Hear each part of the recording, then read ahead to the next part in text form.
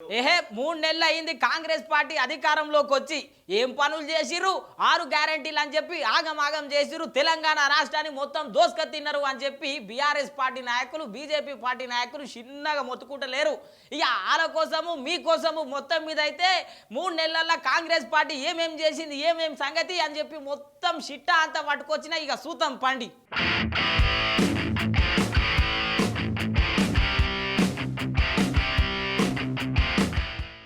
రేవంత్ రెడ్డి అనే నేను తెలంగాణ రాష్ట్ర ముఖ్యమంత్రిగా నా కర్తవ్యాన్ని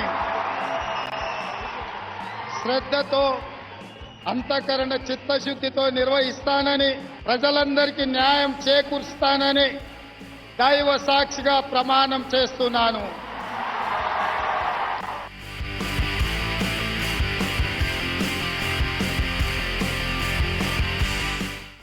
కాంగ్రెస్ పార్టీ అధికారంలోకి వచ్చి రేవంత్ సారు సీఎంగా ప్రమాణ స్వీకారం చేసి ముచ్చటగా 3 నెలలు గడిచిపోయాయి. మరి కాంగ్రెస్ పార్టీ ఇన్ని దినాలు ఏం చేసింది అని చెప్పి తెలంగాణ ప్రజలకు మొత్తం డౌటుల్లో. అందుకోసమే కాంగ్రెస్ పార్టీ ఏమేం చేసిందో అన్ని ముచ్చట్లు పట్టుకొచ్చిన మొదలు అసెంబ్లీ కాడ ఆడబిడ్డలకు ఆర్టీసీ బస్సు ఉచితంగా ప్రకటించింది. మహాలక్ష్మి పథకం ద్వారా ఆర్టీసీ బస్సులో ఆడబిడ్డలకు ఉచిత ప్రయాణాన్ని లాంఛనంగా ఈరోజు ప్రారంభిస్తున్నాం. ఈరోజు జెండా ఊపి బస్సులో కూర్చొని ఆడబిడ్డలతో పాటు మా మహిళా అధికారులు మహిళా మంత్రులు మహిళా శాసనసభ్యులతో పాటు మేము కూడా బస్సులో ప్రయాణం చేసి డాక్టర్ బాబాసాహెబ్ అంబేద్కర్ విగ్రహం ట్యాంక్ బండ్ మీద అక్కడికి వెళ్ళి అంబేద్కర్ గారికి నివాళులు అర్పించి మళ్ళీ ఇక్కడ శాసనసభకు వెనక్కి వచ్చి ఇక్కడి నుంచి మిగతా కార్యక్రమాలకు పాల్గొనడానికి బయలుదేరుతాం. ఉచిత ప్రయాణం ప్రకటించుడే కాదు ఆయననే ఆడబిడ్డలకు అందుబాటులో వచ్చేటట్టు చేసిండ్రు.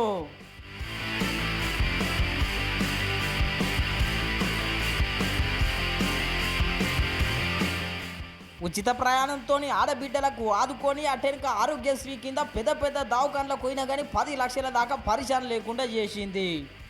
పేద ప్రజలకు వైద్యాన్ని అందించాలి, పేద ప్రజల యొక్క ఆరోగ్యాన్ని కాపాడాలి, తెలంగాణ రాష్ట్రంలో ఉన్న వాళ్ళందరికీ ప్రభుత్వమే వైద్యాన్ని అందించాలన్న ఆలోచనతోని రాజీవ్ ఆరోగ్యశ్రీ పథకం ద్వారా 10 లక్షల రూపాయలతో పేదవాడికి వైద్యాన్ని అందించి వాళ్ళని కుటుంబ సభ్యులుగా భావించి వాళ్ళని కాపాడడానికి ఈ ప్రభుత్వం కాంగ్రెస్ ప్రభుత్వం నిర్ణయం తీసుకున్నది.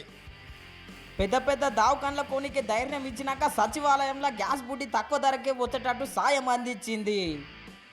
ఒకప్పుడు మన పల్లెల్లో గ్యాస్ బండ అంటారు, అది గ్యాస్ బండ కాదు, తెలంగాణ ప్రభుత్వపు అండ అని నిరూపిస్తుంది వేదిక. ఇదే దినం నాడు గృహజ్యోతి కింద 200 యూనిట్ల ఉచిత కరెంటు గుట్ట ప్రకటించిందో. సచివాలయంలోనే ఈరోజు 500 రూపాయలకు సిలిండర్ ఇచ్చే కార్యక్రమాన్ని ప్రారంభించి అదే విధంగా ప్రతి పేదవాడి ఇంట్లో వెలుగులు ఉండాలి, ఫ్యాన్ ఉండాలి, ఫ్రిడ్జ్ ఉండాలి, టీవీ ఉండాలి, ఆ టీవీలకు ఉచితంగా కరెంటు రావాలి అని ప్రతి పేదవాడికి 200 యూనిట్లు తెలంగాణ రాష్ట్రంలో ఉన్న ప్రతి కుటుంబానికి ఉచిత కరెంటు ఇవ్వాలి అని ఇయ్యాలనే ప్రారంభించినాం. పొయ్యిల కట్టే పెట్టేదే లేదు, కరెంటు బిల్లు కట్టేదే లేదు అనుకుంటా ఇందిరమ్మ ఇండ్లకు సాయం చేసింది. నగదు ఆడబిడ్డ దగ్గర ఉంటే పిల్లల చదువులకు వాడుతుంది, పాలకో పెరుగుకో ఇంటి మంచి పనికి వాడుతుంది.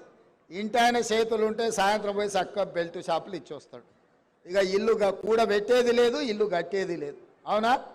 అందుకే ఇవాళ మా ఆడబిడ్డలు మా అక్కలు సంతోషంగా ఉండాలి అని అంటే మేము ఆర్థిక మంత్రి గారిని అడగంగానే 22,500 కోట్ల రూపాయలు ఇచ్చి ఆడబిడ్డలను ఆదుకుందాం, అండగా నిలబడతామని ఇవాళ ఈ ఇందిరమ్మ ఇళ్ళ కార్యక్రమం వేలాది మంది ఆడబిడ్డల సమక్షంలో ఈరోజు ప్రారంభించుకున్నాం. ఇట్లా ఇందిరమ్మ ఇండ్లు ప్రకటించిన తెల్లారే 0 వడ్డీ కింద రుణాలు ఇచ్చి ఆడబిడ్డల రుణం తీసుకున్నది కాంగ్రెస్ పార్టీ. ఇవాళ నేను మీకు మాట ఇవ్వదలుచుకున్నా, 1 కోటి మందిని 5 ఏళ్ళు తిరిగే లోపల 1 కోటి మంది ఆడబిడ్డల్ని కోటీశ్వరులను చేసే బాధ్యత కాంగ్రెస్ పార్టీ ఇందిరమ్మ రాజ్యం తీసుకుంటది. చూసిరు కదా ఇట్లా ప్రకటించిన పథకాలతోని కొత్త కొత్త పనులతోని కాంగ్రెస్ పార్టీ ముంగలు కోతున్నది. కాకపోతే బీఆర్ఎస్ లీడర్ల ముచ్చట ఏంటంటే 6 గ్యారంటీలే అంటున్నారు, దాని మీద ఇంకా అందని గ్యారంటీలు ఉన్నాయి, గది కూడా అమలు చేయాలంటున్నారు. ఒకటి మాత్రం వాస్తవం, వీళ్ళు ఇచ్చిన 420 హామీలు, వాళ్ళు ఇచ్చిన 6 గ్యారంటీలు కాదు. చాలా మంది తమ్ముళ్ళు తెలియక మాట్లాడుతున్నారు 6 గ్యారంటీలు అని. 6 గ్యారంటీలేమో 100 రోజులలో అమలు చేస్తామన్నారు. ఒక 420 హామీలు, యూత్ డిక్లరేషన్ అని, ఎస్సీ డిక్లరేషన్ అని, ఎస్టీ డిక్లరేషన్ అని, మైనారిటీ డిక్లరేషన్ అని, రైతు డిక్లరేషన్ అని, మహిళా డిక్లరేషన్ అని చెప్పి విడుదల చేసి 420 420 హామీలు ఇచ్చి ఇవాళ రేవంత్ రెడ్డి అక్కడ గద్దెనెక్కి ముఖ్యమంత్రి అయింది. చూసిరు గదుల్లో ఈ లొల్లి పంచాయతీల నడుమ ఇంకెన్ని గ్యారంటీలు అమలు చేస్తుందో ఏమో చూడాలి మరి కాంగ్రెస్ ప్రభుత్వం.